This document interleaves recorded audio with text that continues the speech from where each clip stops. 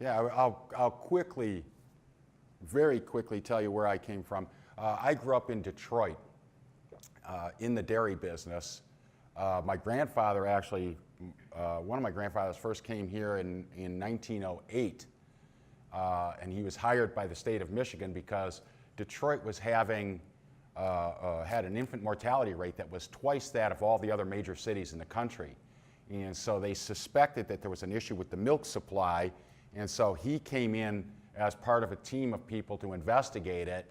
And yes, it was the milk supply that was, that a lot of the growth of Detroit was so great between the end of the Civil War and the turn of the century that the milk suppliers couldn't keep up.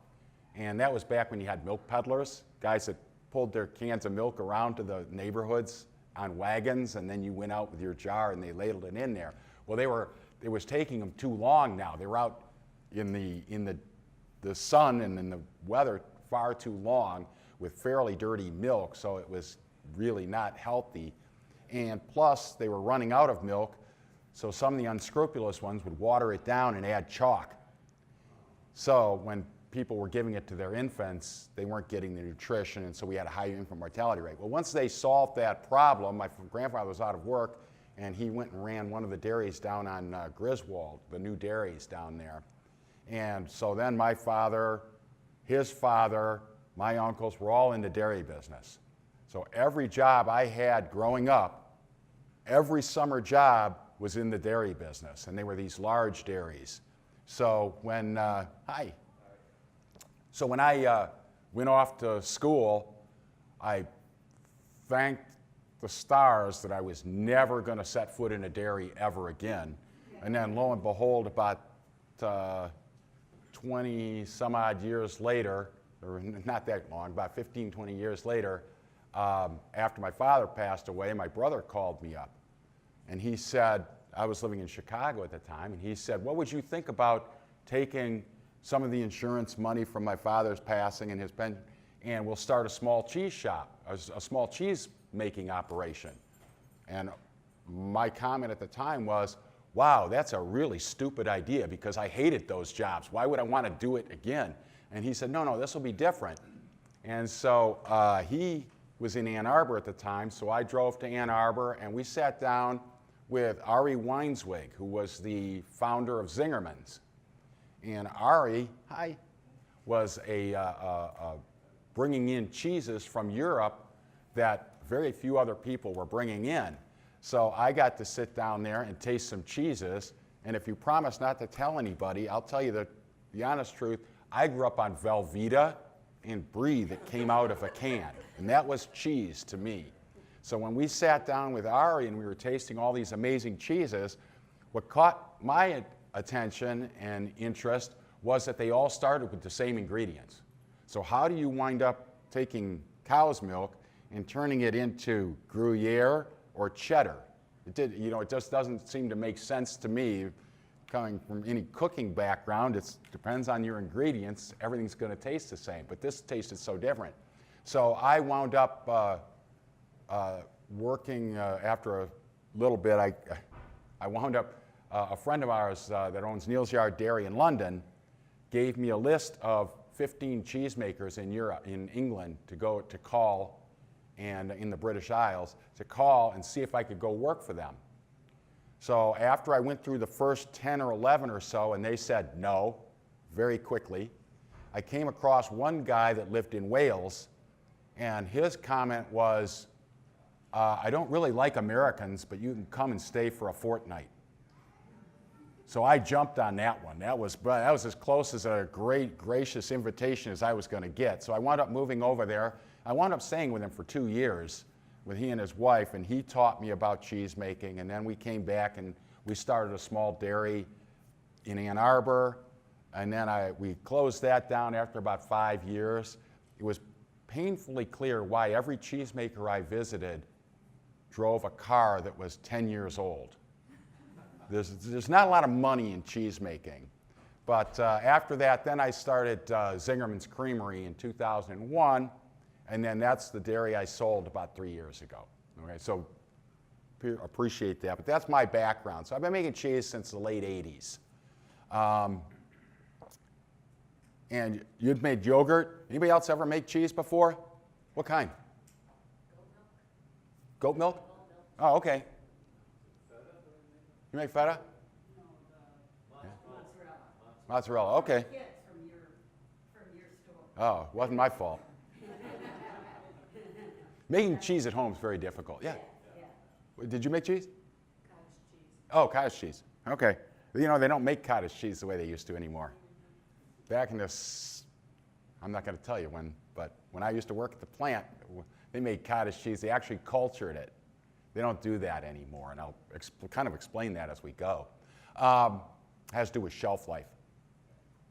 But, so it doesn't taste as good as it did in the 60s and 70s. Anyway, so quite frankly, for those that don't, cheese is pretty simple. It's just a way of preserving milk. If you go back and you look at the history of cheese, and I'll also caution you to say, they don't really know where cheese came from. It's all speculation. So you kind of take it as it's an interesting story. It's probable that it happened this way, possibly not. But cheese was typically thought of as being invented in Mesopotamia, like Iraq area. And it was nomads that would cross the desert with their camels. And to cross it, they would put liquids in their pouches, which were made from the stomachs of animals. So they'd put water or milk into a stomach, and then they'd ride across the desert, and they'd be able to have a container for milk. Well, what they discovered was, if you put it into the fourth stomach of a ruminant animal, everybody knows a ruminant animal is one that chews a cud, so they have four stomachs. In the fourth stomach, there's an enzyme in there, and we'll go into that a little bit. But so they put the milk in that fourth stomach, rode across the desert. By the time they got to the other side, they went to drink it, and it was solid. And that was the actions of an enzyme in the fourth stomach, and that was supposedly the first cheese. I'm sure if you were starving, it was probably better than starving, but not by much.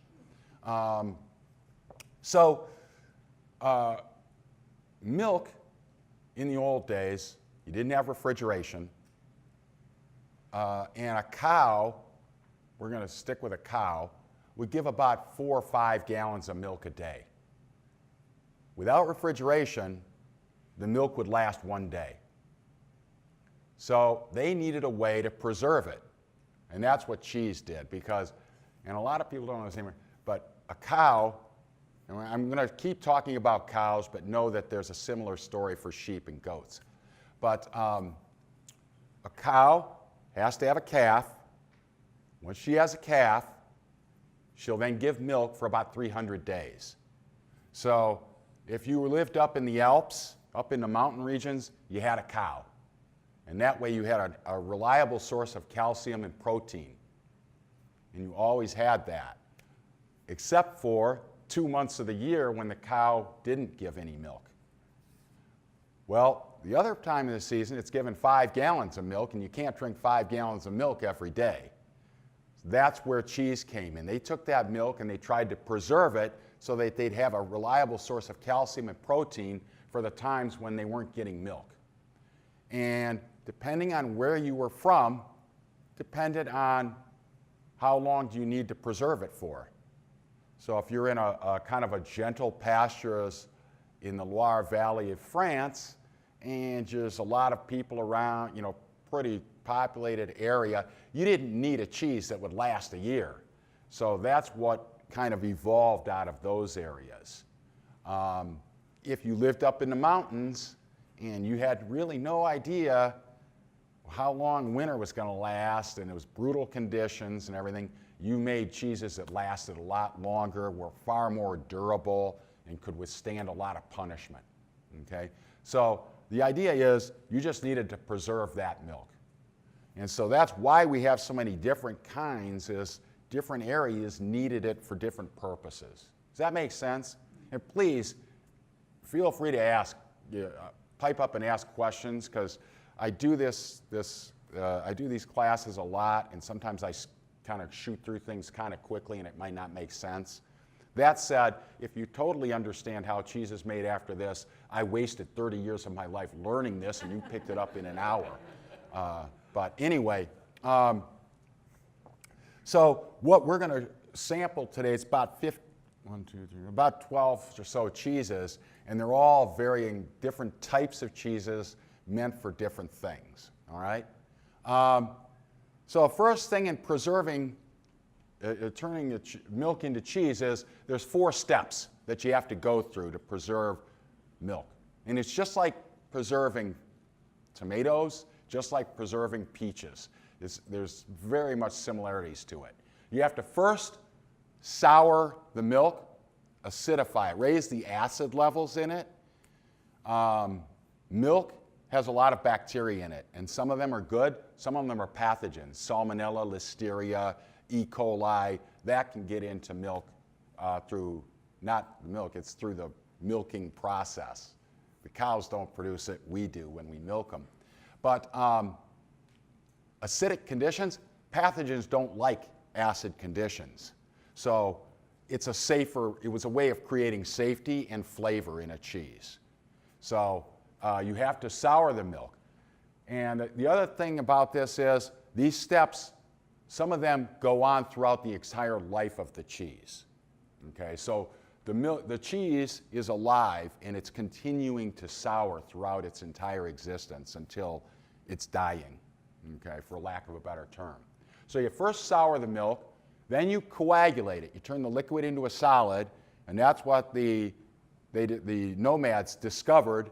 They discovered that by accident, how to do that, and that's an enzyme in the stomachs of certain unweaned animals.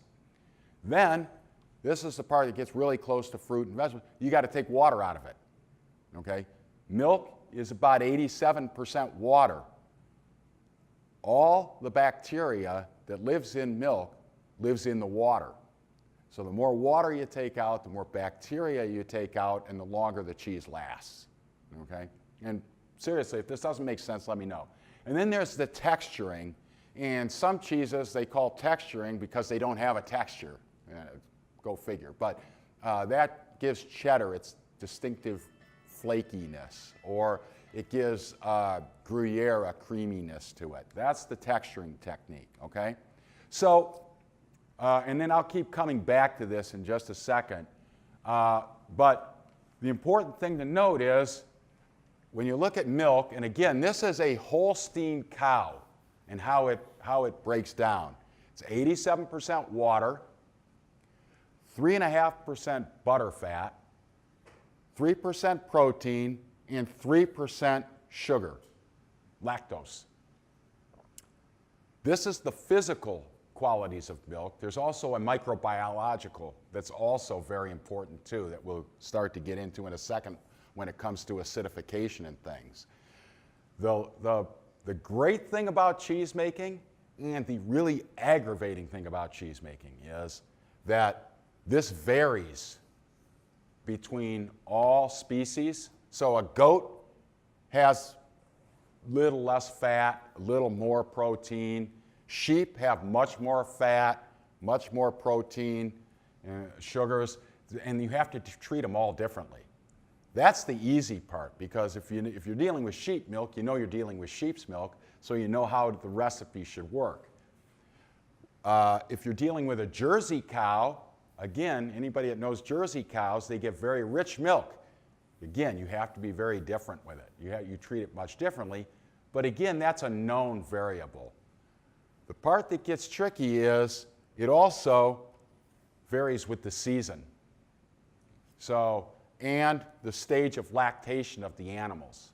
So if the cow has just had a calf and they just started giving milk, it's going to be much different than if it's at the end of its lactation when it's giving very little, very rich milk. And as a cheesemaker, springtime was always a pain in the neck because the cows have been in the barns all winter in this area. They've been given a steady diet of grain and hay. You know exactly what's coming. You know, it's very consistent with the milk. So you know how it's going to behave, you know everything. And then the doggone farmers put them out into the fields, and they start eating grass and dandelions and everything else. The fat usually drops, the proteins drop, and it just totally changes. And you got to adjust your whole recipe to that. And you feel like you're always kind of chasing your tail because it's changing and you're just trying to catch up all the time. Yeah? The pasteurized milk we get from the store, is it standardized like that, or is it Yeah, run by some- exactly. I was just going to say that. Right now, nowadays,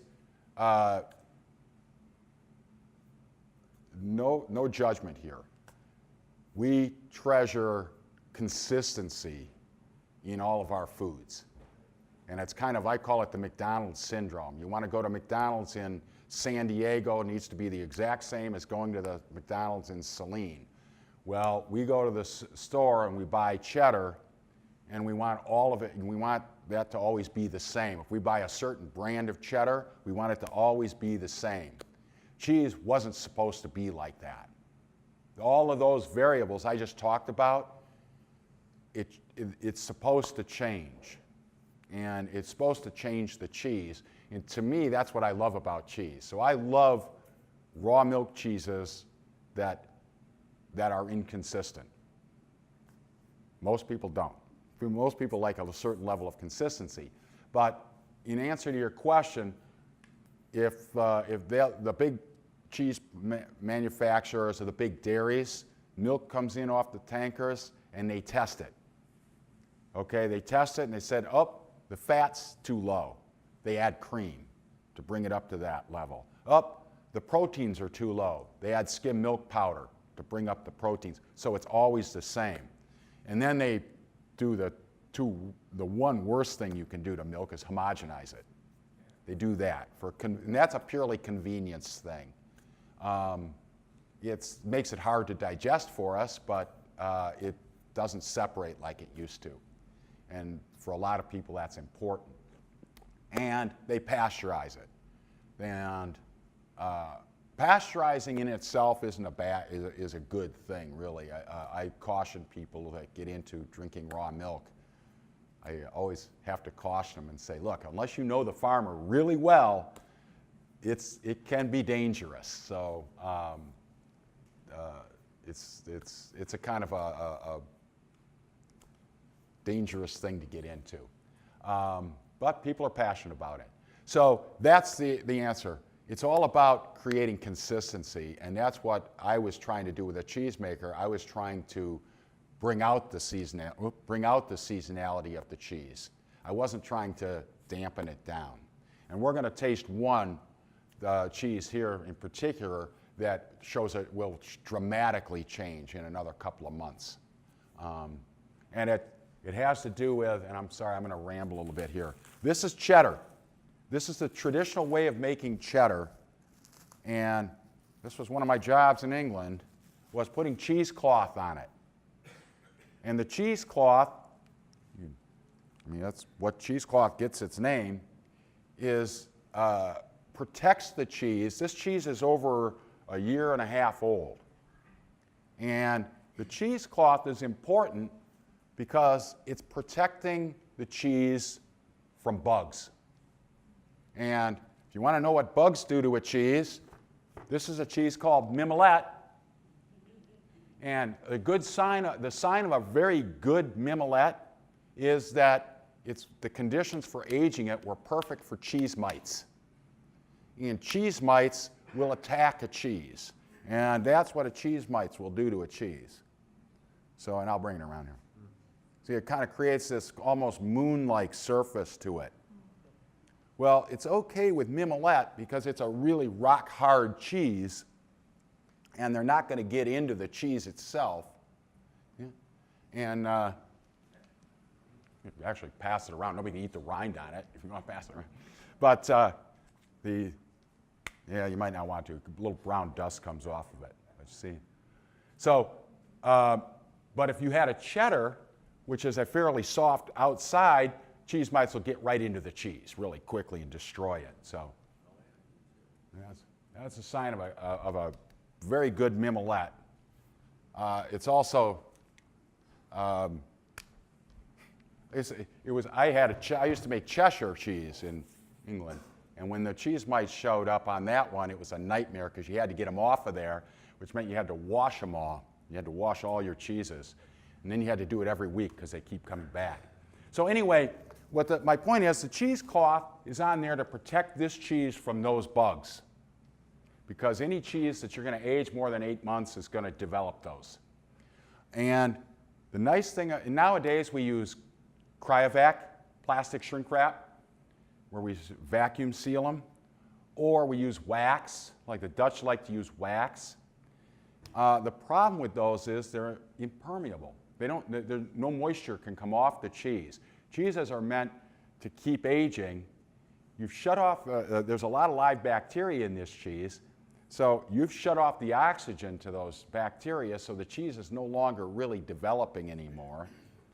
And you're not getting the moisture loss that you should. So we sell a cheddar that's 6 years old.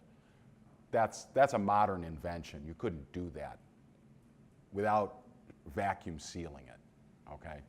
But anyway, the nice thing about cheesecloth is air can get into the cheese and moisture can come out. And by air getting into it, all the microflora that's in milk gets a chance to develop more. So you get the farm, you get to taste the farm in the cheese. This is a winter one, so you don't taste as farmy because, again, they were in a barn getting consistent feed. As soon as those cows go out onto the grass, I feel sorry for the cheesemakers, but I get the benefit of tasting these great farm flavors as the cheese starts to age, okay? So I'm sorry, I got off a little bit there. So before you get back up, can I ask, around here at least, in the Midwest, cheddar cheese always comes in that orange color. And yeah, yours is not orange. Yeah. Is there some significance to the orange? That's a great question. Yeah, orange cheese. There's two questions that people come into my shop to say they want, and I do mention it. Is I like white cheddar. Orange is food coloring. There are some very good orange cheddars, and there are some very bad white cheddars. The food coloring is totally irrelevant to the quality of the cheese. The other thing people tell me is I want Vermont cheddar. I said, well, Vermont makes a lot of crappy cheese too, so that's not really a measure of great cheese. The only measure is tasting them and finding out if you like them.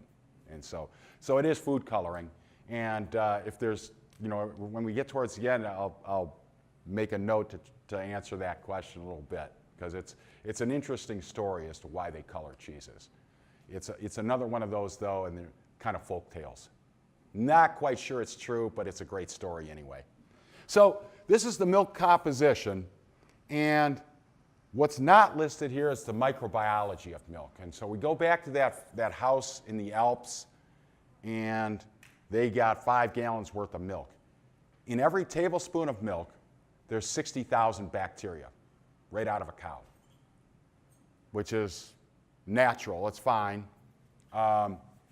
If you don't refrigerate that milk, or you don't pasteurize it, and you just let the milk go, which is their only options back then, the bacteria start to double every 20 minutes.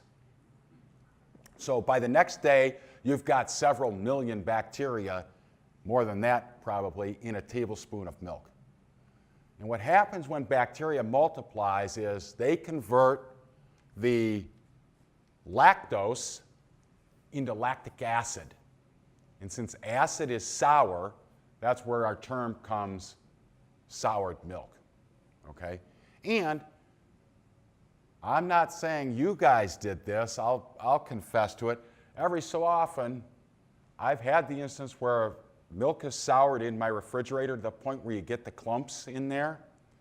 Well, that's actually what is called acid precipitated cheese. It's very bad acid precipitated cheese, but it's eventually it will turn, you'll get those solid clumps in there. And it's actually a form of coagulating milk into cheese. Okay? So, that's why lactose is important. And that's also why cheeses last longer or don't last longer. The more water you leave in there, the more bacteria you've left in there.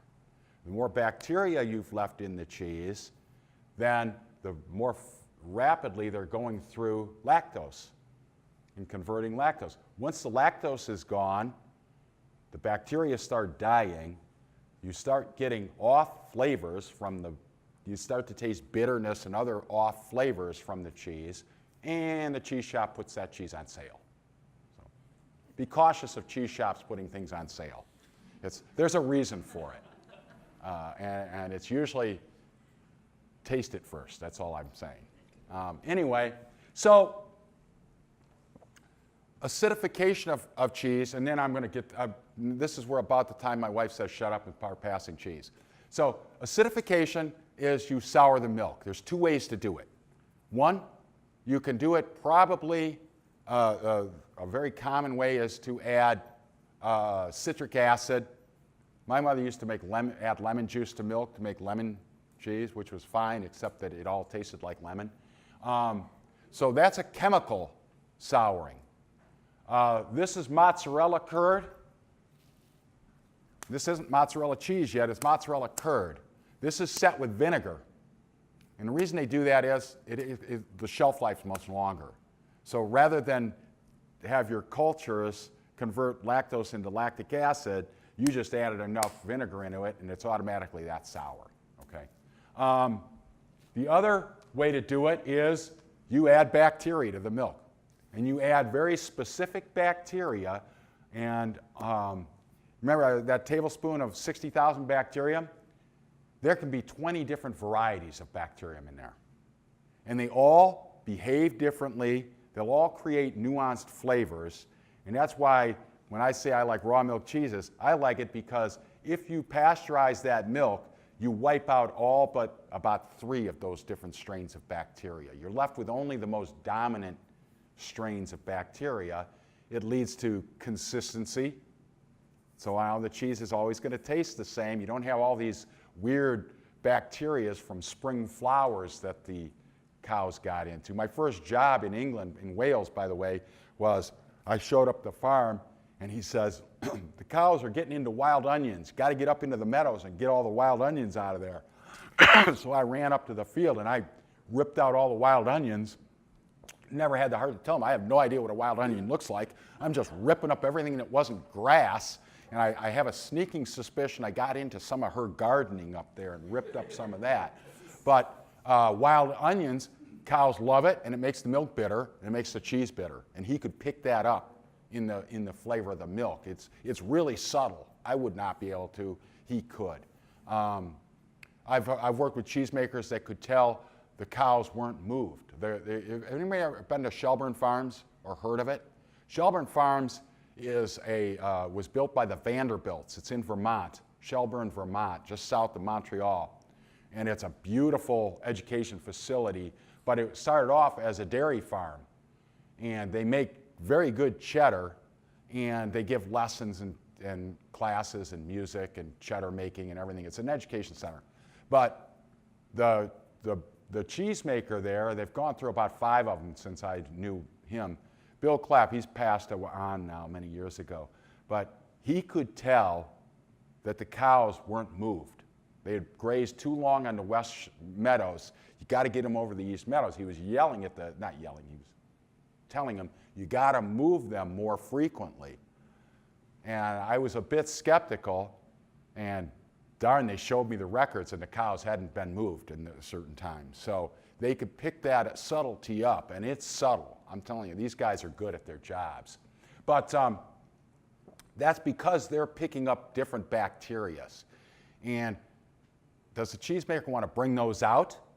Because sometimes they're not good flavors, and you're accelerating that, and you're bringing out more of the bad flavors. Or do you want to tamp it down and come up with a more consistent cheese? And that's just, what people like and what the market kind of dictates that. So there's 2 ways. The cultured is a way to do it, and you add concentrations of the bacteria. And then you follow a recipe for cheese. Recipes for cheese are more like schedules, timing schedules. They're not ingredient type things. So the black line would be cheddar cheese. You add your bacteria to the milk. This is your sourness level of the milk. After 2 hours, it's bumped up just a little tiny bit. The R means we coagulate now. We're going to add rennet to it. And again, don't really need to go too much into rennet. Rennet's an enzyme. It's in all mammals' stomachs. We use it to digest milk. But once we're weaned, most mammals stop producing rennet. That's why they don't continue to drink milk afterwards. They have trouble digesting it. But it also coagulates milk. And I'll go into this really quickly. Liquid milk, if you look at it in a microscope, it'll look like this. Fatty globules are round things. The thin lines are proteins, okay? Once you add rennet to it, the proteins change their electrical charges and begin to link together and trap fat in little pools. So that's what liquid milk would look like. That's what gelled milk would start to look like. So it starts to, the proteins bind together and trap fat, okay? So that's what is happening during the coagulation process. It takes about 40 minutes. So you add your rennet, and then you go have a cup of tea, and then you wait 40 minutes, and then when you come back to this style of cheese, this is a certain style of cheese. You come back to it, and it's like yogurt. It's like custard. It's very soft, very fragile, but that's your cheese curd. You then have to cut it. And you cut it using what are called harps, and it's just a big frame with a bunch of piano wires, and you go up and down your vat, cutting it into very small cubes. Depending on what recipe you're using to what cheese you're making, you're cutting it to different sizes. And what you wind up with are very soft, little white, fragile cubes of cheese. And they're floating in the whey.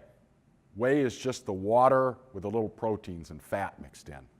So, and they just float in there, okay? To make cheddar, then you start slowly heating that up. And we'll get into this is called the drainage section. Drainage, there's two primary ways to drain the water out. One, gravity drainage. You make goat cheese, that's what you were doing with yogurt, is gravity drainage. You put that curd into a perforated mold, like a brie mold or a goat cheese mold, and you just let it drip out overnight.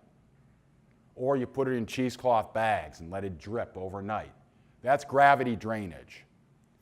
The problem with gravity drainage is there's I'm going to put this up just a little bit higher here, is that the blue is the water. Well, half the water is trapped inside the proteins, and gravity drainage doesn't get that out.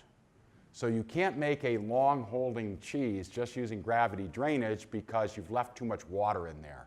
So fresh goat cheese, cream cheese, all those types of cheeses are gravity drainage. They last about a month, 2 months at some of them, okay? To get the water out of the proteins, you have to take that vat of cut curd cubes and you have to slowly heat it up. And as the milk slowly heats up, the proteins start to constrict and expel the water that's trapped inside out. The longer you do that process and the higher you go with temperatures, the more water you expel out, the drier, the harder the cheese. It's basically speaking. Okay? Everybody's still okay with this? Okay, and I'm seeing people glaze over, so we're going to start to taste cheese too here real quick. So that's your drainage section. And then the texturing is in the final process. cheddaring is a texturing process. We're going to taste a cheddar and a manchego, which are both in the same family of cheeses. One is milled curd and one is not. You'll see a textural difference, all right? So the first, I'm just going to pass these around. I think we have enough. If not, this is, in these little cups, is fresh goat cheese. We can just pass those around. Fresh goat cheese is about the most simple form of cheese you can make. It's what's called a lactic cheese. In the lactic cheese, the common one is fresh goat cheese. Historically, cream cheese was a lactic cheese. It's no longer anymore. But that simply means you took milk. This is the cheese I always suggest people make at home. If you're going to ever want to make a cheese, make a lactic cheese. You don't need any special equipment. You just need milk that hasn't been homogenized and hasn't been pasteurized to death. And then you add a bacteria culture to it. You let it sit for 3-4 hours. Timing isn't real critical. You add a little bit of rennet, let it sit overnight, and you're pretty much done. Then you just have to drain it the next day. That's a lactic cheese. It's a nice, easy one to start with at home. The problem is, you don't really eat this cheese like that. It's kind of a component to other things. You know, it's just kind of it's part of an ingredient to other things. This comes from Laura Chanel out of California. She was one of the first goat cheese people to come back from France and actually start making cheese. And, she was making goat cheese when there were more people making goat cheese than were eating goat cheese. That's the lactic cheese. And again, these are cheeses that have gravity drainage, very short shelf life on them, okay? And unfortunately, a lot of these are, the ones we've got here are goat cheeses. So if you don't like goat cheese, my apologies. We only have a couple of them, but it's in the lactic family. This is, the next cheese style we get into is a mold ripened cheese. And you all know mold ripened cheeses are bries. They're the ones with the white mold on the outside. And what, do we have enough? Oh, yeah. Okay. What happens with brie is when you make a brie, you make a lactic cheese, you put it into a cheese mold, you drain it overnight, you flip them over, then you spray them, mist them with Penicillium candidum, which is a white mold. And then the mold will grow on the surface of the cheese. It's not quite that simple. It's actually quite an interesting technique to it. But the white mold grows. And as the white mold grows, Penicillium candidum breaks down proteins in cheese. And so as the fuller it gets, the more the proteins break down. So what are the proteins doing? They're trapping fat. So the more the proteins break, the fat's released, and the brie eventually starts to go creamy and runny. And that's why it's going creamy. It's because of that white mold growth. But before it's kind of chalky and woody. So this next one we have, and I apologize if you don't like goat cheese. This is probably our last goat cheese. And I'll pass that in case you want a toothpick. I don't know if anybody wants a toothpick. This is a lactic cheese called a bûcheron from France. And bûcheron sounds better in French. It means goat log. But it's got a white mold on the outside of it. And what I like about the bûcheron is it's so thick that the mold will never break it all the way down. So you get this thin layer of creaminess on the edges where it's starting to break down, and then it starts to get chalkier and chalkier, and I mean that in a good way. It doesn't sound it, but the texture of it changes dramatically within the cheese, and I always kind of find that interesting. I always recommend putting a little honey on this cheese. If you just drizzle a little bit of honey on there, Lactic, again, means sour. So this is lactic cheeses are very sour. And if you add something slightly sweet to them, it balances all that out and it brings out more of the flavor of it. Does anybody have an aversion to goat cheese? Yeah, you don't like it? Does it go back a ways? Because when I was growing up, I made goat cheese for 30 years. It was one of our cheeses that we used to make. And I hate goats. Literally, I hate the little animals. They're very dirty. I like goat cheese and I like goat milk and I like the whole process. The critters I didn't care much for. They're very dirty. And the bucks spray the females all the time. So the bucks are always spraying the does. And if anybody has ever had a cat that sprays and has smelled that, that's what they're doing. And there's no way to get that off the female goat without it getting into the milk. So when I was growing up, we were tasting these horrific things that they were saying, this is what goat cheese tastes like. It was only later until we started to do a lot more animal husbandry with goats in this country and people started going more to Europe and the travel got a lot easier and that we found out, no, that's what really bad goat cheese tastes like because they didn't separate the bucks and the does and then they learned it and now the American goat cheese is getting very similar to the French. They're almost on a par with it once we learned how to do it. There's some very good American goat cheeses. So I always caution people, you might want to give it another try at some point. I'm not saying today, but at some point a little taste of it.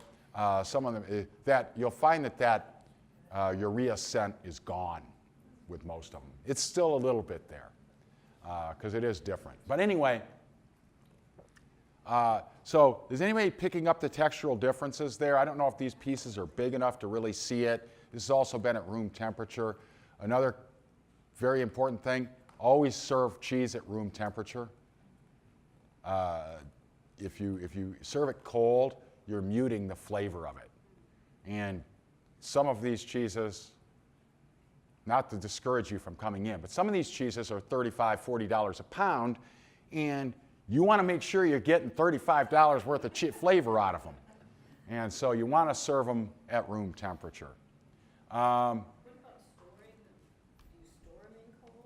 I'm sorry? Do you store cheese in cold? Depends on how much moisture they have. Certain ones, I keep them out. Having said that, I'm sure I've told some of our regular guests this story 1,000 times, but I fought with my wife for 15 years about, she grew up, you put cheese in the refrigerator. And I always leave it out. I always want it out. And so we went back and forth with this for 15 years until she finally goes, okay, you win, I'll leave it out.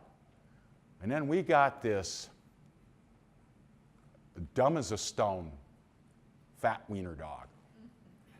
But he figured out he could push the chair across the kitchen floor and got up on the counter and ate all the cheese. So I would say leave it on the counter, but we put ours in the refrigerator now because I got a big I told you so, and we have a very heavy dog now. But generally speaking, I always try to tell people, buy less, come in more frequently. You know, buy just a little bit. That's kind of the advantage that we can provide. We'll cut whatever you're going to go through in 3-4 days. Don't buy cheese for 2-week periods. Except, Dolores, you could buy cheese for 2 weeks. So the next style of cheese is also going to be a mold-ripened cheese. But this is what's called fromage dauphinois, which is in the brie family. But they've taken brie and they've followed my mother's cooking techniques. My mother was not a very good cook, so when something wasn't working out right, she just kept adding more butter to it. You know, and it usually works well then. She used to make the greatest Thanksgiving turkey until her sister found out she shoved an entire pound of butter underneath the skin. And you get a nice moist turkey out of that. Well, this is a brie where they've added cream to it. So technically, it's not a brie, and this is on a fig cracker. Unfortunately, I think when they wrapped and they've been on there a little long, so the fig cracker won't have its crispness anymore. But this is what's called a double cream brie. It's called fromage dauphinois, which all of these fancy French names just means fromage, cheese, dauphinois, from Affinois. So you could say Indiana cheese, and it would be the same description. It just doesn't sound as elegant and certainly not as pricey. So this is one that's done fairly narrow. It's only about that thick, so it does go creamy all the way through, okay? And this is another one that we like to serve with fig jams or some kind of fruit again, and love that balance of the cheese and the fruits. And again, cheeses, even though they don't taste necessarily sour, they are. They're acidic. So that's why every country usually serves cheese with something sweet. We're about the only ones that don't, historically. The Greeks like to put honey on cheese. So you have a Mizithra or a Caesarea, they'll put honey on it. The English and their chutneys on everything. The chutney has to go on the cheese. French put preserves or fruits and things like that. So everybody does that. And we're always worth trying and experimenting and finding out, because it can bring out new, different characteristics to different cheeses. Okay? Yeah? So on all of these cheeses that we've had, the only difference is the way because the milk were all the same. The only difference is the way the mold or the... Yes and no.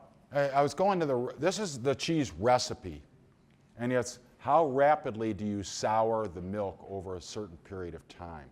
The first two are probably more indicative of the same style, and there's just the mold was the difference. The third one's a little bit different. It was ripened a little bit slower, and so the timing is a little bit different. Okay, so yeah, it's a little bit in the making, but generally speaking, they're all kind of similar. That's why they're in a certain family of lactic cheeses. Now we get into cheeses that are cooked curd cheeses. And the first ones we're going to try are washed rind cheeses. And a washed rind cheese simply means when the cheese was done, they washed the outside of the cheese with bacteria, with a slurry of bacteria, and the bacteria grew on the outside of it. These cheeses stink to high heaven. The cheeses inside are going to be fairly mild. And so we've got two of them here. So as you go through them, the slightly yellower one is a French raclette, and the paler one is Taleggio from Italy. That's what this is. And again, they weren't trying to keep these cheeses for a really long time. So these are what are called semi-soft cheeses. But so when they were doing their drainage, this was gently heated enough to constrict some of the proteins to expel some of the water out. So this is actually what's the cheese that goes through a cooking process. And so washed rind cheeses are kind of like the in vogue cheese now. Does anybody know, anybody familiar with washed rind cheeses? Taleggio, raclette. If you're ever brave enough to try an époisse, that is a really stinky one. That's a French cheese. They generally tend to come from the area of Burgundy in France, and where they originated. And but they're very aromatic, and you don't eat the rind on them. The only cheeses where you eat rinds are white, the white cheeses. Orange or anything else I keep away from. All right. Again, so the process for a washed rind cheese isn't that significantly different, except they've taken out some of the water through heating those curds up. And by the way, that's what the curd will look like after you've drained out all of the, remember I told you cut it and you got those cubes floating? Well, you heat that up and then you drain out the whey. All the whey gets drained out and the cheese and the little curd settles to the bottom of it, and you get about, out of a gallon or so of milk, you're going to get about 3/4 of a pound of cheese. So you think of your gallon jug of milk at home, and you're going to get slightly less. That's a pound. So you're going to get slightly less cheese than that out of most of them. But that would be the consistency of it once you've drained it out. And then you hit into the next step of cheese, and that would be, how do you take that and get more moisture out of it? And so there's always you can keep going on to get more and more moisture out. Mozzarella is another family. We're not going to sample them today, but it's actually what it's called pasta filata cheeses, which means stretched curd. It's pretty unique to Italy, and it's the only cheese that you cannot use goat or sheep's milk to make. It has to be made from cow or water buffalo milk. The others lack the protein structures to be able to pull it off. Okay. What's the general feeling on the washed rind cheeses?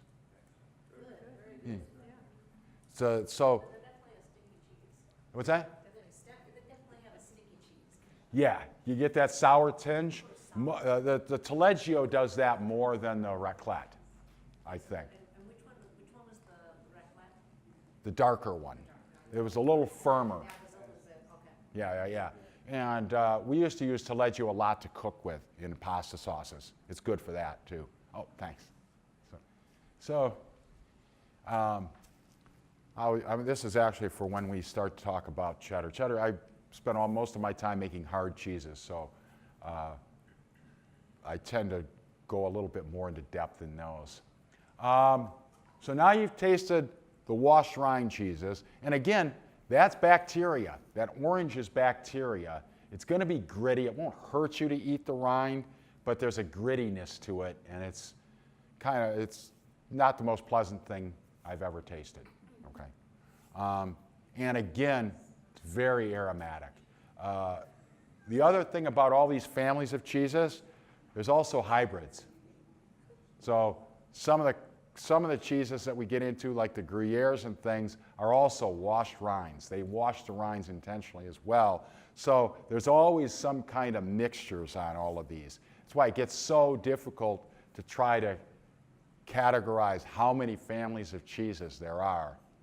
There's infinite number of them. All right. Now we get into my favorite style of cheese.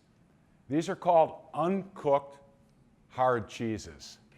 And by uncooked, that doesn't mean we didn't heat the milk up to take out moisture.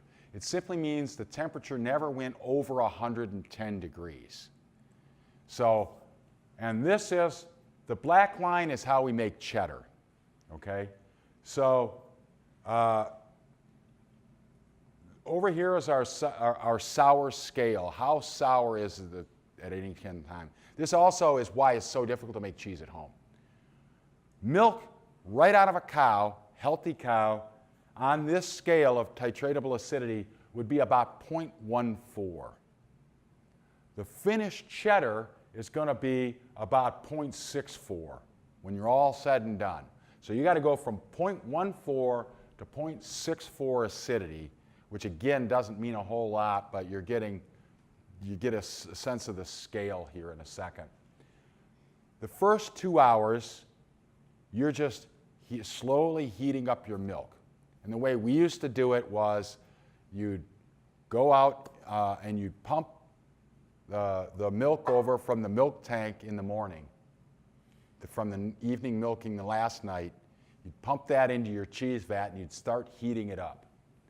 And at the same time you're doing that, you're milking the cows in the morning, and the milk coming right out of the cows right into the vat on overhead pipes. So that milk's coming in already at 85 degrees. So your starting temperature is going to be 70, so you need the refrigerated milk to bring that down. So you've got evening's milking is in your cheese vat, and the morning milking is being pumped in there at the same time. Then you let it sit for about 2 hours. While you add your bacteria cultures. And then you stir it and you go have breakfast, which in England meant 1 hard-boiled egg. I never quite got that. That was our breakfast. It's a hard work on a farm, and you get 1 stupid egg for breakfast. But anyway, so you wait 2 hours.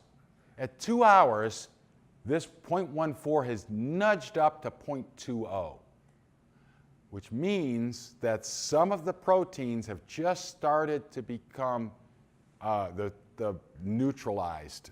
The charges, they all start off as negative charges, and then you're slowly converting some of them into positives. And at this point, the milk is very, very susceptible to rennet. It's very friendly to the rennet. So this is a point you add your rennet, and it's going to have the best, most efficient way of coagulating the milk. And remember, it's doing it because it's binding proteins. So you add your rennet to the milk, and again, in a 100-gallon vat, I was adding about a tablespoon probably of rennet. And I'll go over the grim idea of where rennet comes from. You need an unweaned animal. You need a ruminant animal, so it's either a calf, a kid, or a lamb. And you extract the 4th stomach, and then you distill the rennet down out of it to a liquid. Now, I saw a Mexican cheesemaker once, and he was from a remote area of Mexico that did not have refrigeration. So you couldn't use liquid rennet because it needs to be refrigerated all the time. And so what he did was he had tongs, and he had a dried stomach from a goat, a baby from a kid, that he hung up. He'd take it down with his tongs, and he knew how long to stir that dried stomach into the milk to get the proper amount of rennet into the milk. And then he'd hang it, and then he'd rinse it off, and he'd hang the thing back up, and he kept using that. And so, I told, now I'm sure he's got refrigeration. I'll guarantee you he's still using the dried stomach because that's what he knows, and that's what he's comfortable with. So cheesemakers are nothing if not really stubborn people. So you introduce your rennet to the milk, and the coagulation starts to be slowly beginning.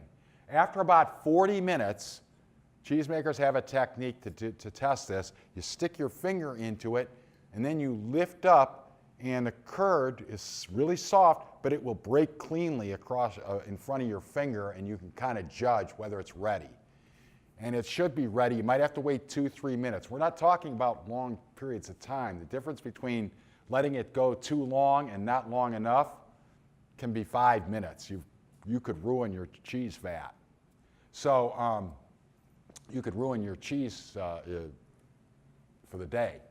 So you wait at this time. Then you bring your harp in, and you cut that into cubes. And so that you rennet, you cut. Then you slowly start cooking it or heating it up. The milk at this point would be about 82 degrees. You're going to raise it up 1 degree every 4 minutes until you hit about 95 to 100 degrees. And that's the cooking process, and that is expelling. That's actually, even though the curds are floating in the whey, it's drying the curds because the proteins are constricting and expelling out moisture. Is any of this making sense? Okay. So then you get it to the point, and this is where it's just experience. Cheesemaker will reach in and he'll grab some of the curd and he'll feel it in his hands and tell whether or not he's got it dried enough. And fortunately, they haven't come up with a scientific way to do that. So cheesemakers still do that. They just reach in there, grab it, and they can feel it. And then he says, yep, that's dry enough. So you put a screen into the spout end of your vat, you open up the valve, and you dump out all the whey. So if you have 100 gallons of milk, you're dumping out 87 gallons of, well, probably about 80 gallons of whey. Yeah? Is there anything you can do with that whey, or is that just scrap? Yeah. We used to, for a small producer, no, it pretty much, we would feed it back to the cows. They love it. Or feed it to the hogs. That's why a lot of dairy farms you see hogs. They love it. On a large producer, they can take it, evaporate it, and make skim milk powder, whey powder off of it, but you need a lot of it. I worked at one place that was a horrible job. That's where I had to make cheesecloth, put cheesecloth on cheeses. We would make 2 tons of cheese at a time in one vat. And they took all the whey, ran it through a centrifuge, and made butter. There's not a lot of fat left in there, but there's enough. If you've got, 1,000 gallons of milk running through a centrifuge, and then they had two women in there with what are called Scotch hands.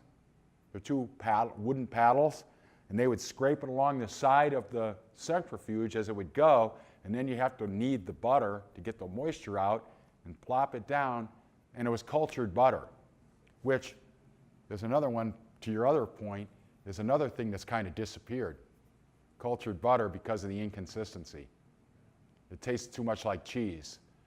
Bakers don't like it, and bakers buy most of the butter in this country. So anyway, so you go through this cooking process, you've got it to the right, you put your screen in there, and you drain off the whey, okay? Now you've got a big, huge block of this sitting at the bottom of your vat. Cheddar then, with cheddar, we cut that into slabs that are about like that. And they're about that thick. And you then take and you flip them over, and you move them to the side of your vat to allow more moisture to keep draining, and you stack them 2 high.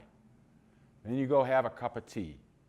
Then you come back and you flip them again, and you stack them 3 high. And you do this over the course of about 3 hours. I made Cheshire. Cheshire is a very rapidly made cheese. Very hard work, but it's very rapid. We used to tease the cheddar makers that they were tea drinkers.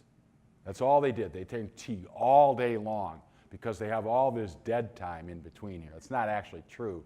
What they're doing is they have to turn their other cheeses over all the time. There's a lot of other work to do, but we used to call them tea drinkers. That said, they used to call us soap manufacturers because they didn't like Cheshire. So, and then everybody made fun of the people that made Lancashire because those people really were crazy. But it's a great cheese. So that's your texturing. That's a part of your texturing technique.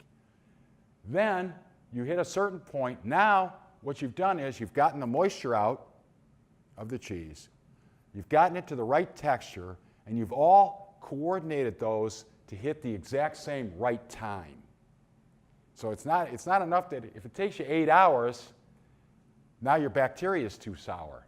Now you've got too much bacteria going on there, and your cheese is too sour. So what you have to do is you have to drain the whey out in a timely fashion so that you can kind of coordinate how sour is it, how dry is it, and it all has to intersect at the same time. All right? I'm making it sound a lot harder than it is because that's what I was paid to do. When I used to make Cheshire, it was a 5.5 hour cheese making process, meaning they counted it from this point to the point of putting it in the cheese molds was 5.5 hours. If we were more than 5 minutes off, he would mark those cheeses and to keep an eye on them. And he would test them all the time, thinking there was something wrong with them. He was a bit odd. There was nobody I knew that was quite that particular, but he was a great cheesemaker. So, all right, so now you've got it. You've got these stacks of these cheddar curds, and the weight of them keeps compressing them. So now this gets pressed down, and they're only about that thick, but they're flattened out, and it's almost like rubber. I mean, it's like taking a mat, one of those big heavy rubber mats. It's very, very hard and resilient.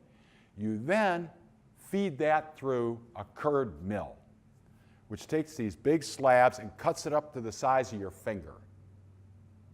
You then add salt, stir it up, add your salt, goes into a cheese mold, and you put it in the press for 2 days. That's how cheddar is made. We're going to taste cheddar, and then we're going to taste manchego, which right up until this point is the same, but manchego is not milled, so the texture will be different. The flavor will be different because it's made with sheep's milk. Manchego, if you don't know, is the national cheese of Spain. It's the most popular cheese of Spain. It's to what cheddar is to England, manchego is to Spain. So we'll see that in a second.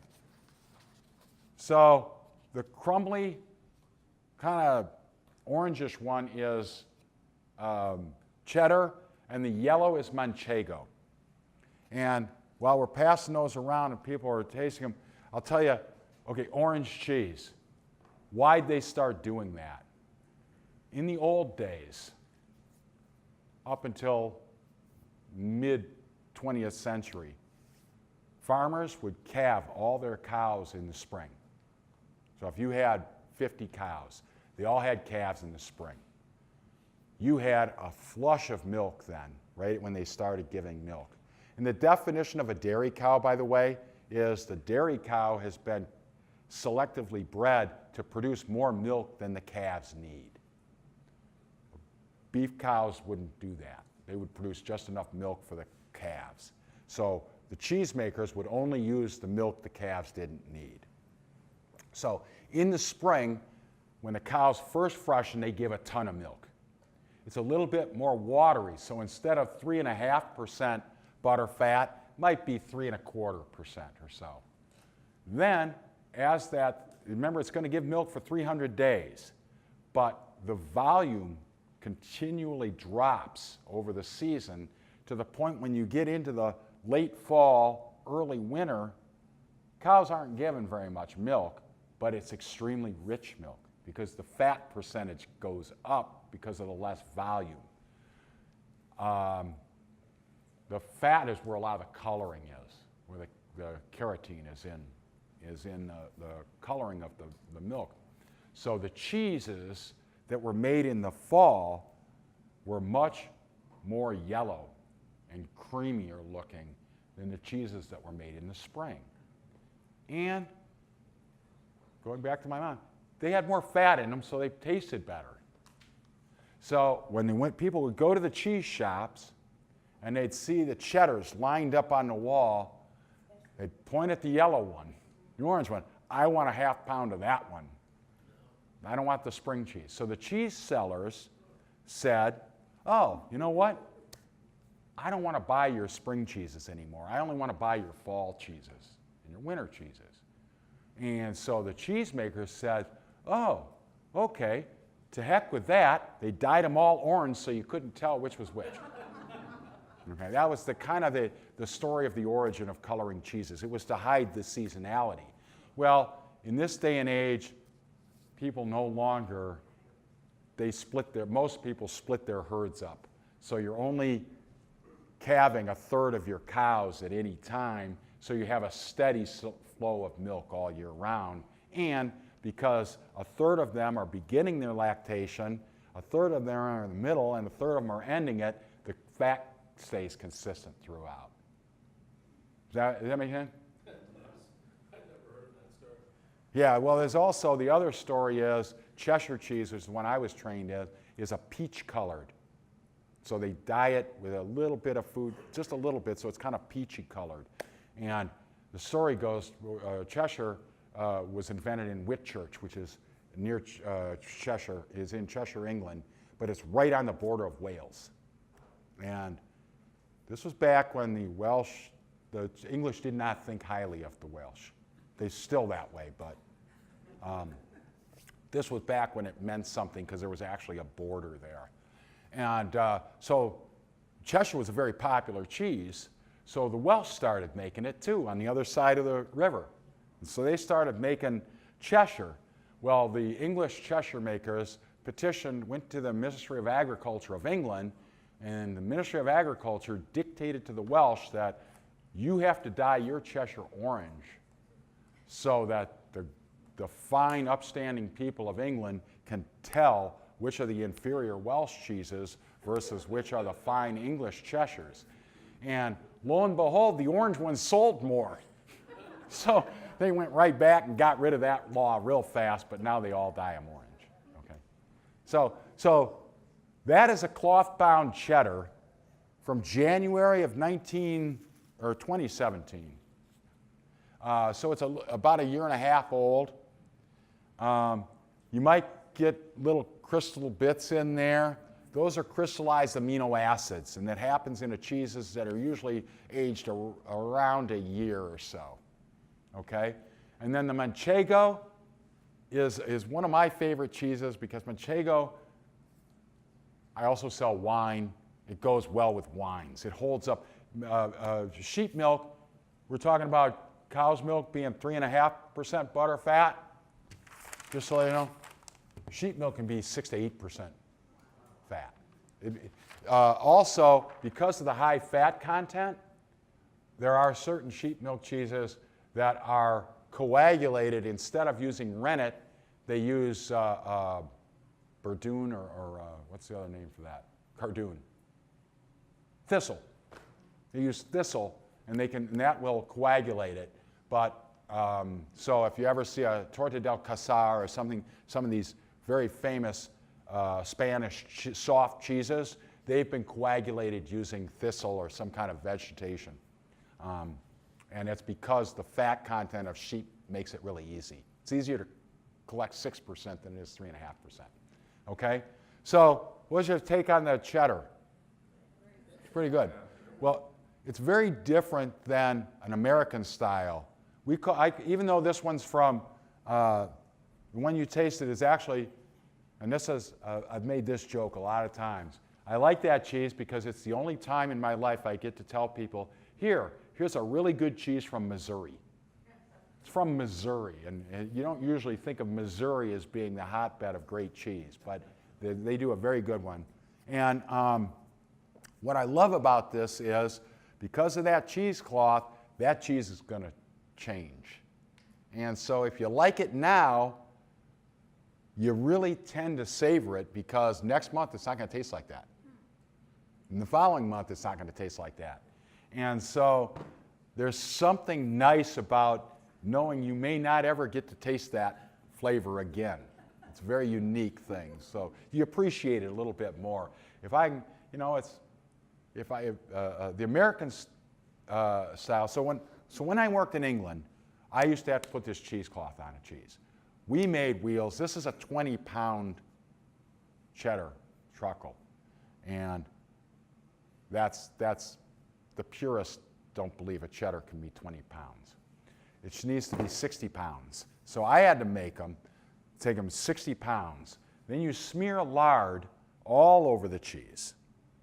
And then that is what the cheesecloth makes the cheesecloth stick on the cheese.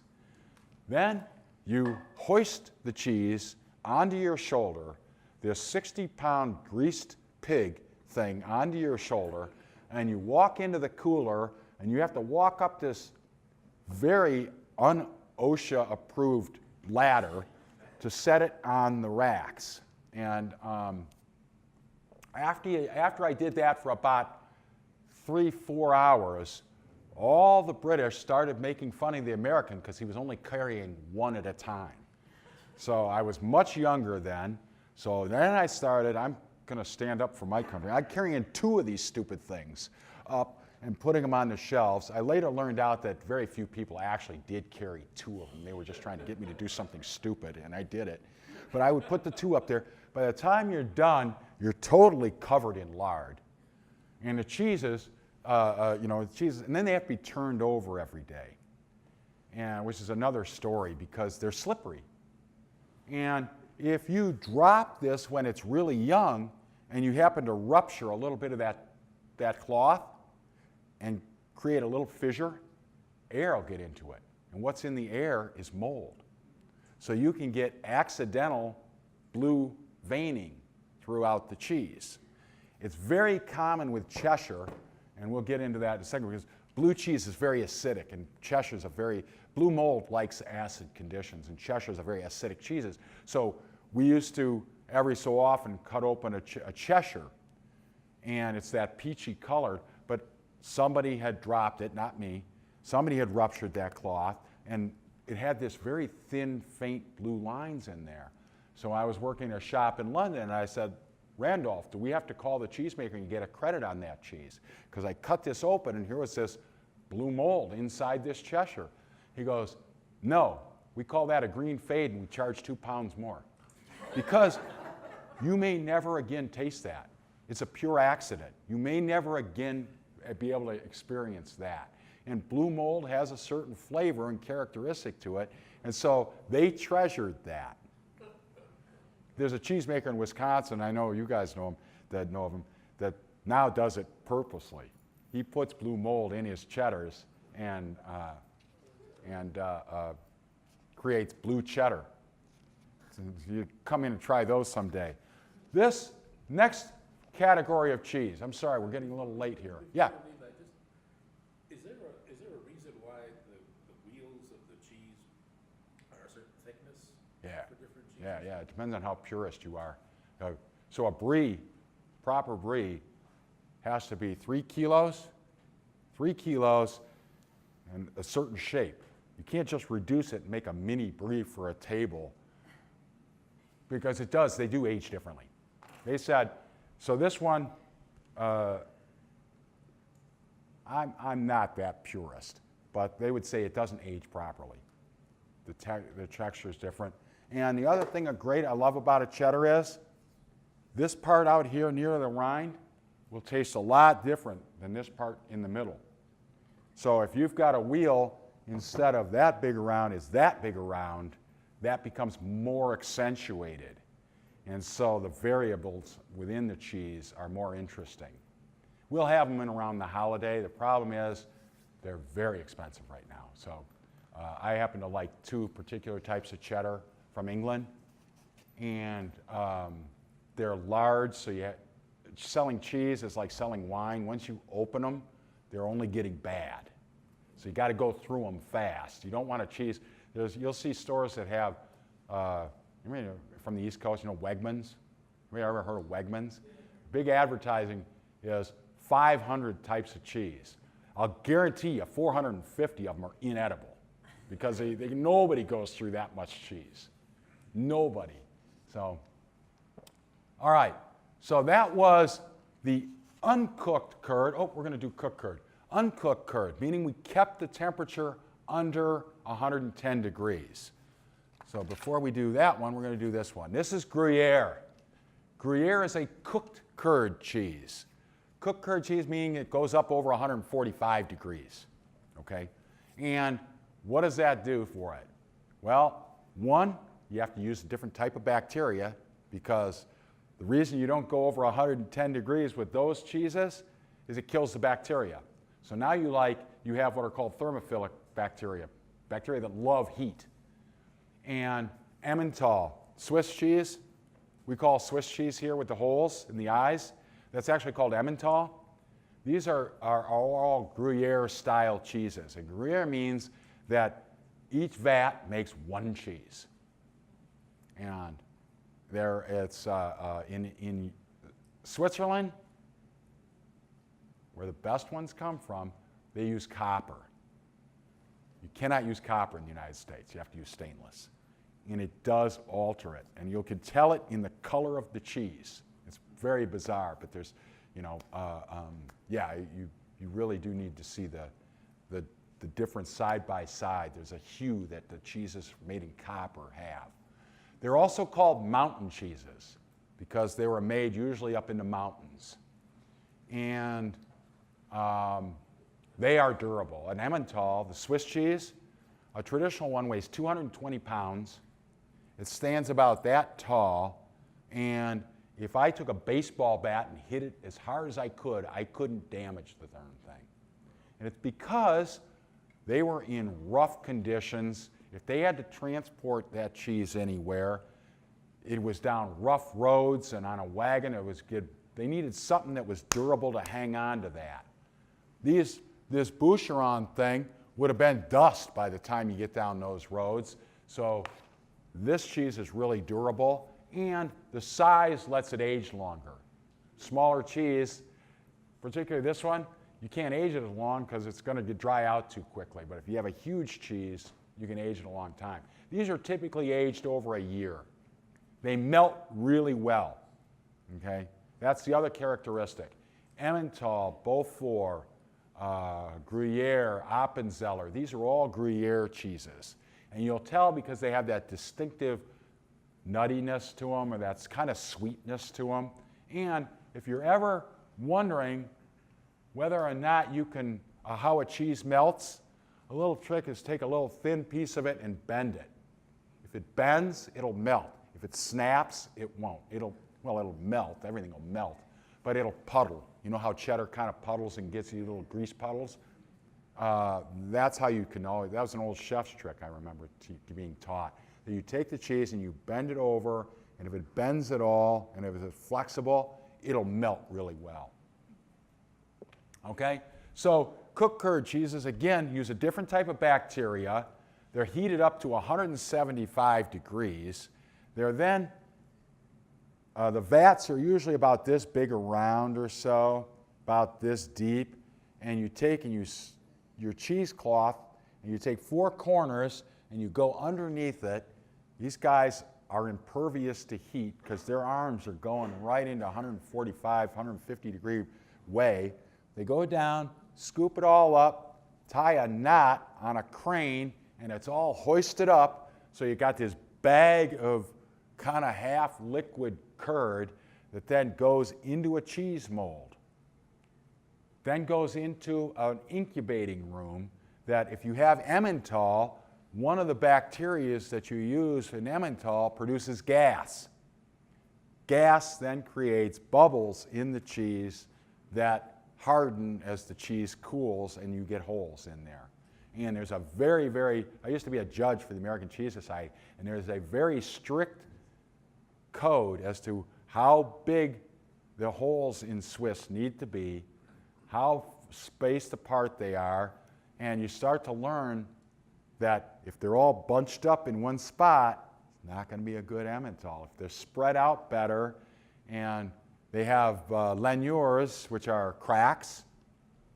A lanure would be a crack going this way in the cheese. It's always a good sign. If it's a beck, which is a crack going this way, bad sign. It's a little more, somebody with more taste, sense of taste than I have figured that out, but that's the general rule, is you look for lanures. So if you're shopping not at the cheese shop of Saline and you're on your own trying to find out if a slice of Gruyere is any good, don't buy one with a vertical crack, buy them with a horizontal crack. It'll make sense to you if you ever see it. All right, so that's a cooked curd cheese, fondues, things like that. These are all, that's what goes into cooked curd cheeses. The raclette that we tasted that was the washed rind cheese is also partially a cooked curd cheese. So there's always kind of this melding of style, of types. So now we're going to do a washed curd cheese. The downside is you got 3 of them to taste. The first thing you're going to notice is the color difference. First one is cow's milk, kind of yellow, butter colored. The second one is white. That's goat Gouda. The third one is aged Gouda, which is orange, which comes from food coloring. That's all it is. And now, the reason goat cheeses are white is goats do not digest carotene. Carotene in grass is what gives milk its cream color. They don't digest it. It goes right under their poop. So their milk is stark white, and so the cheeses are white. Okay? So these are cheeses. Gouda is a cheese that's called a washed curd cheese. We had a washed rind cheese. We had a cooked curd cheese. We had an uncooked curd cheese. Now we have a washed curd cheese. And washed curd cheese is a fairly small category of cheeses, but Colby, for those of us old enough and local enough to remember pinconning, these are washed curd cheeses. And what they did with washed curd cheeses was, remember I was telling you you've got the curds floating in your vat and you're heating it up and you're cooking it? What a washed curd cheese did was, and I don't know how they came up with this, they put a screen in, they drained out half the whey, and they replaced it with water, diluting the bacteria that was in the whey, slowing the whole process down, which makes the cheese almost kind of sweeter. If you ever noticed that Gouda has almost a sweet characteristic to it, it's because the wash curd technique. Okay? And since this is going around, I have time to tell you my pinconning story. I was involved in a project where I wanted to bring back pinconning because Colby cheese and pinconning are no longer made.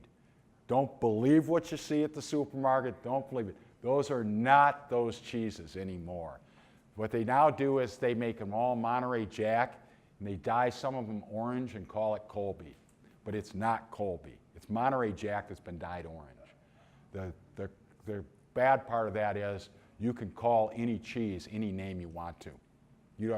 As long as it hits a certain fat percentage, I could call it cheddar. It has nothing to do with cheddar, but as long as the fat percentage is right, I can call it cheddar. Well, that's what they've done. And they did it because one of my passions was to find why did a cheese change? Or why did it go away? Why did it disappear? And if it was it a quality issue? Was it an economic issue? What caused those cheeses to disappear? So one of the first cheeses I developed was a very ancient style of camembert, because camembert changed. Now 4:30 and the library closes at 5 o'clock. Oh, I gotta talk faster. You guys got places to go and things to enjoy. Anyway, I wanted to go back in history, and I found an old recipe for camembert. And camembert all changed in the 50s. And so I went back and I started making this old style camembert. And the problem with it was that the white mold on a camembert, like a brie, was wild. They did not introduce any molds.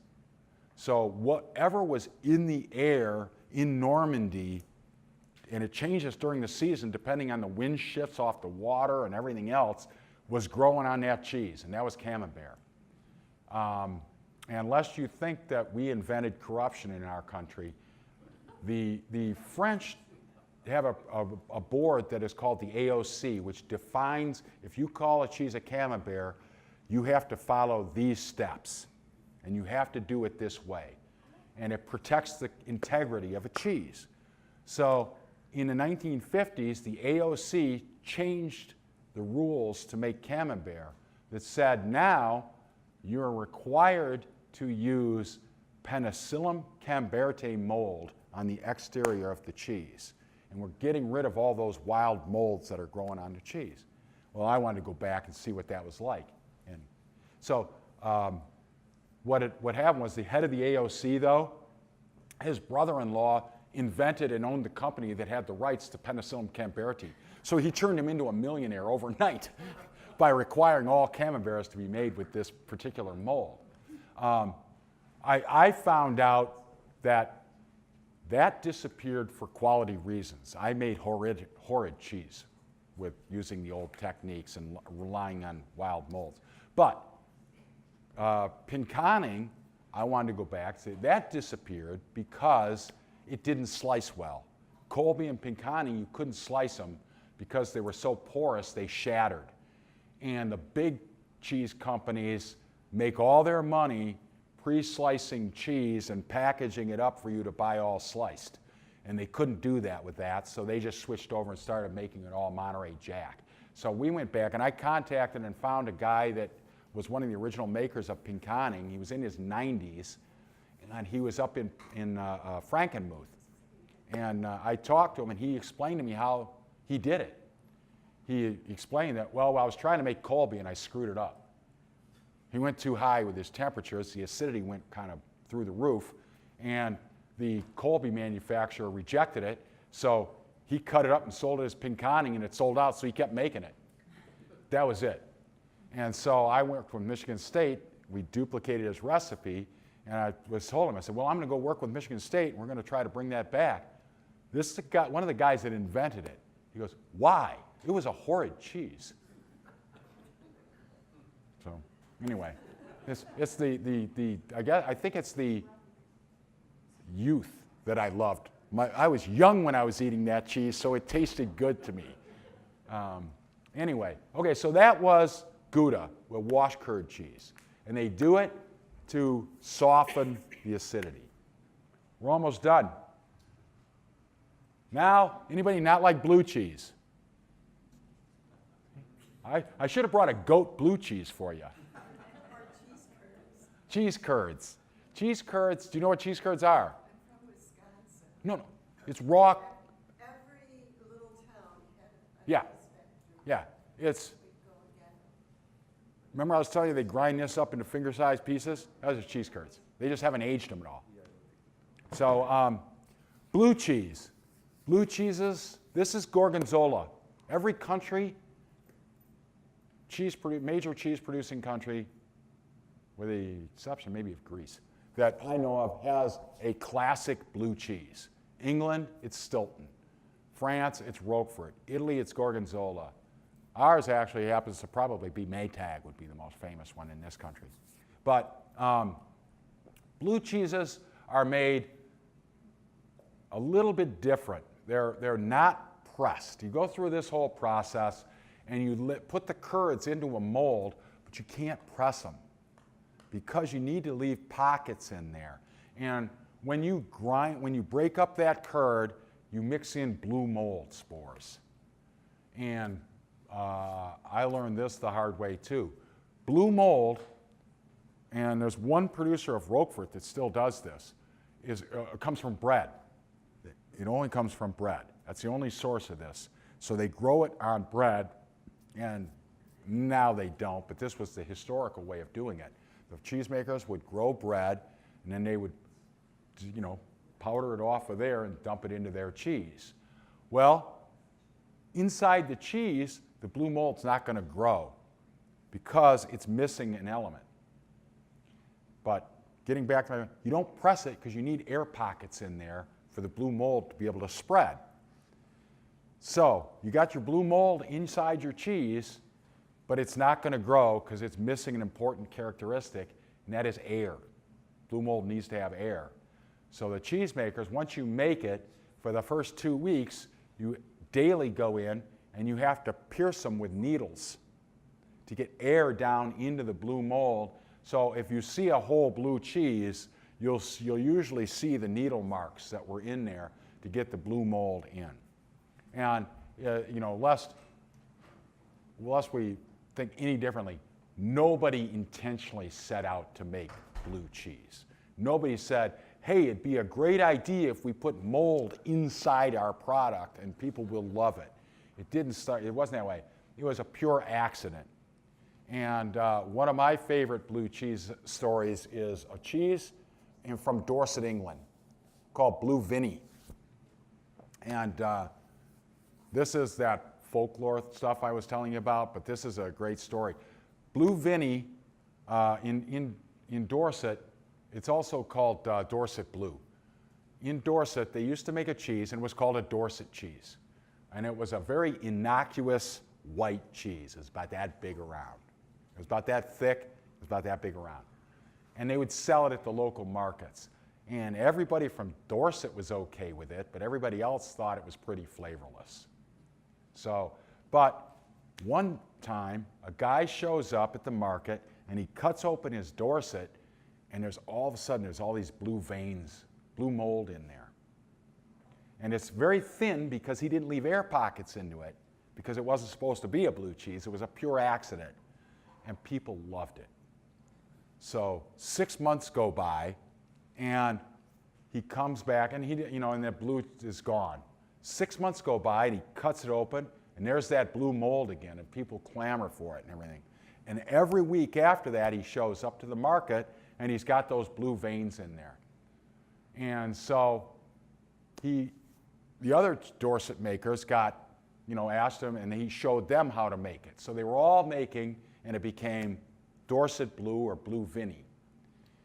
And what had happened was,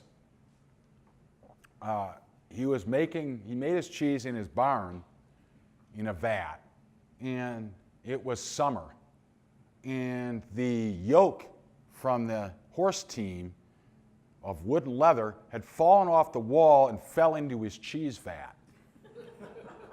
And it being moist with horse sweat and heat, blue mold grew all over this thing. Mold had grown all over this thing. And so he took it out, and being a proper English farmer, he simply skimmed the horse hair off of this milk and continued to make his cheese, not knowing he had introduced blue mold into it. So 6 months go by, and that develops, and the little veins show up. Well, it was so popular, it took 6 months for him, because it takes 6 months for the blue mold to come. So once it got so popular, once he saw that everybody liked it, he would take that yolk off the wall and stir his milk with it after that every day to get that blue mold into the milk. And so 6 months go by and he doesn't have it, then everyone after that has it.